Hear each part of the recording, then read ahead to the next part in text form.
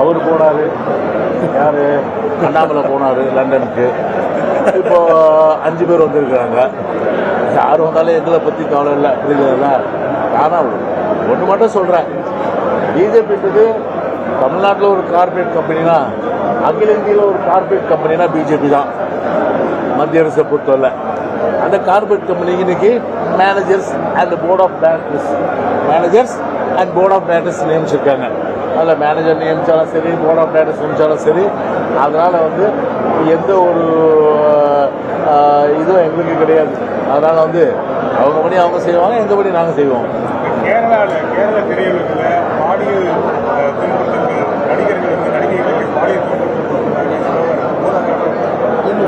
தமிழ்நாட்டிலும் பெரிய நடிகைகள் இப்போதான் வந்து புகார்கள் சொல்ல ஆரம்பிச்சிருக்காங்க. விவகாரத்தை பார்க்குறீங்களா? அதை பற்றி இல்லை, இப்போ அதாவது ஒரு சினிமாவில் நிறைய நடிகர்கள் மேலே குற்றச்சாட்டு சொல்கிறாங்க. இல்லை, அந்த குற்றச்சாட்டு உண்மையாக இருந்தால் கண்டிப்பாக நடவடிக்கை எடுக்கணும். அதில் வந்து யாருக்கும் மாறுபட்ட கருத்து கிடையாது. எனவே இப்போ பார்த்தீங்கன்னா ஒரு வெஸ்ட் பெங்காலில் ஒரு பாலியல் வன்கொடுமைக்கு எந்த அளவுக்கு வந்து ஒரு பெரிய வந்து ஒரு கொடூர கொலை நடந்தது, அந்த நாட்டையே உலுக்கிச்சது. அதனால் இந்த மாதிரி விஷயங்களில் வந்து எந்த அரசாங்கம் இருந்தாலும் சரி, ஒரு கடுமையான நடவடிக்கை எடுக்க வேண்டியது அரசாங்கத்துடைய ஒரு முழு கடமை, முழு பொறுப்பாகும்.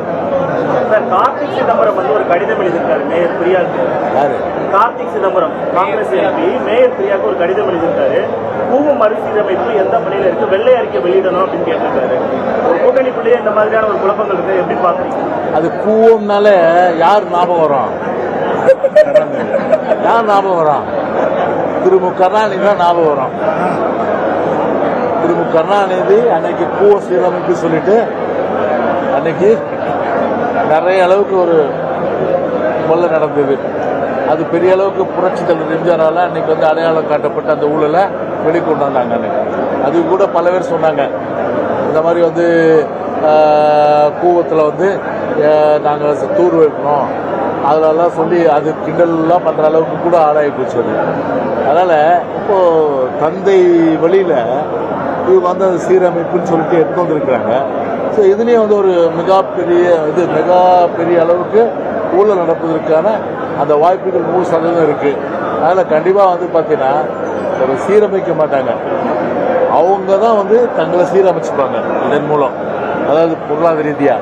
அதனால் வந்து கூவத்தை பொறுத்தவரை அந்த பழைய வாசனை அப்படியே தான் இருக்கும்.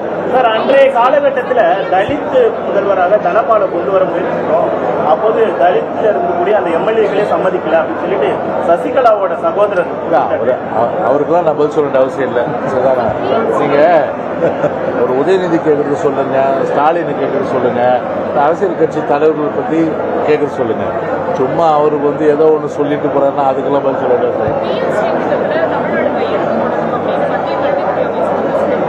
அதாவது prime minister Shri PM Shri பிப்ரவரி மாதம் லெட்டர் அனுப்பிச்சிருக்காரு சீஃப் செக்ரட்டரி.